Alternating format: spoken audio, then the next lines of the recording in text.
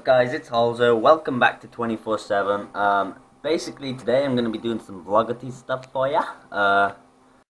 Just doing some editing for my main channel. Main channel. I'm going mountain biking today with two of my friends and I should be getting some cool footage from that with my GoPro. The weather's looking pretty shitty outside. I don't know if you can see that. Probably can't. It's too bright. It's too bright. Yeah, so those of you that are following me on Twitter and have me on Skype would have got my message on Thursday saying that there was not going to be an upload because I'm going through a rough patch, and I'm basically just going to explain to you guys what that means, what happened, and what I got to do now. So, pretty much, I don't have a job now, which, you know, I'm pretty much fucked because this is me and my girlfriend's house. Well, it's my nan's house, but she built a bungalow and moved out, and we're basically renting this off her because we're supposed to be getting a mortgage on it so we can buy the house, which isn't going to happen now, probably for months, if at all. I haven't been fired or sacked or anything bad like that, or they didn't get rid of me because I did anything wrong. They laid me off because there's not enough work and they had to get rid of some staff because obviously otherwise they'll be losing money.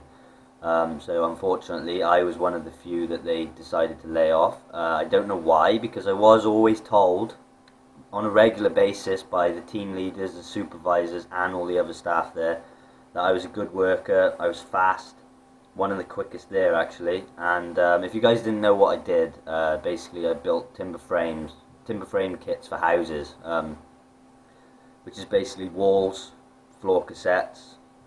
They're called panels, the walls and that are. I built those and floor cassettes. And yeah, I was told I was an all-round good worker. I was fast, the quality of my work was brilliant. I did a lot of overtime, because I've been there 12 months altogether. I did a lot of overtime, like most of it. So, you know, I also had to drive 100 miles in total every day just to get to work. It was 50 miles each way, which is quite a long way. Basically, I thought I was, you know, a loyal worker. That's by what everyone else was saying that I was. And, you know, driving that distance every day to work, doing most of the overtime, it's a bit of a kick in the balls that they got rid of me, basically. But life's shit. You got to do what you will with that and move on, I guess. So what I've got to do now, obviously, is find another job pretty quick, sharpish, because I've got to pay for my house somehow. Basically, me and my girlfriend have a joint account. I was earning about... What the hell is that? I was earning about £300 a week, just over £300 a week, working there, which is a reasonably good wage for, like, around here or in our country, if you want to say. I don't know. Basically, £200 of that a week was automatically going into our joint account, which is £800 a month, obviously. She was putting £800 a month in as well, and that was, you know, covering all our bills fine. And then that £100 a week I had left would be for fuel to get to work and food shopping for the house for both of us, because I earned quite a bit more than her, so she wouldn't really have much left, so I had to, you know, help her out as well. So we were alright, just we didn't have really any money left for ourselves, just because what was left was for fuel and food, so, you know, that's fine. But basically that just sums up, you know, how much I've got to pay for my bills, and now that I have no money coming in at all, it's a bit of a, you know, a shocker that it's just so hard to, you know, keep something going. But I've handed my CV in a bunch of places, so hopefully I may hear something back from some of them. But my dad is self-employed. He's got his own very successful business, and he's always flat out for work. So I did give him a ring, and he's got some work for me definitely Monday and Tuesday. He said he's going to try and find me some work for a couple of weeks with him, because then he's going abroad, because he has jobs a couple of times a year.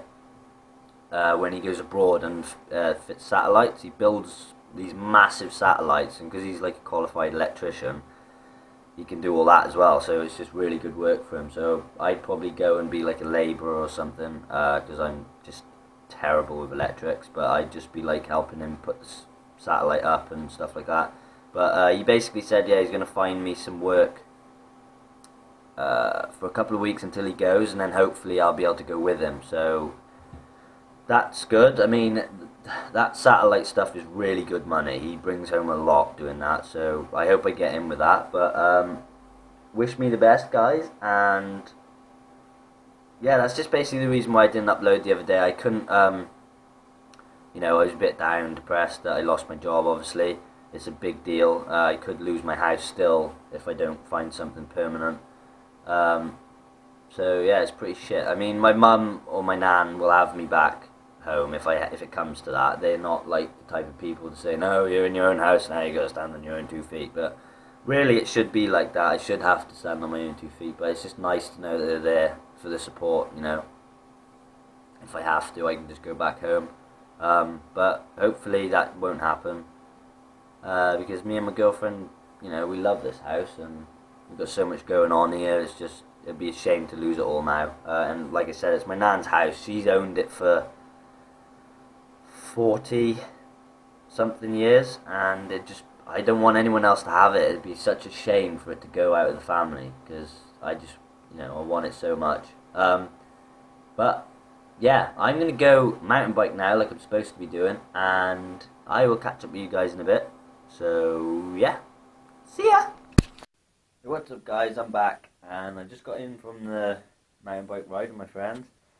I'm freezing, pretty tired, and I'm generally covered in shit. Here's my bike, my beast, which isn't really that muddy today. I keep it in the house because our shed isn't big enough in the garden, so basically just, yeah, you guys probably can't see me now because we have no lights. I turned them all off because I like darkness. Taking my shoes off. No, what was I saying? Yeah, I keep it in the house because the shed in the garden isn't big enough. Basically, just came up here to turn my heater on and then went back down, so I wanted to show you guys my bike. I'm so cold. It's going to sound really weird, but my balls are my saviour. Basically, my hands were so cold on the ride. The ride was really good, but we were all really cold. My hands were... Oh, my damn phone again. Yeah, so literally, my hands were so cold. I don't know, it doesn't make sense. I went to France tonight, 2 weeks ago, minus 25 there, wore the exact same gloves I was wearing today, and my hands were fine. Today, they were that painful. Literally, I struggled to hold on to my handlebars because they were hurting that much. They were that cold. So, as people say, it's so warm down there. I put my hand down there, and within 5 minutes it was back to normal. So yeah, if you guys ever have really cold hands, put them down your pants. Great words of advice. My feet are killing. My hands are okay now because of that, but my feet just, there's nothing there because they're that cold. It's fucking, ooh.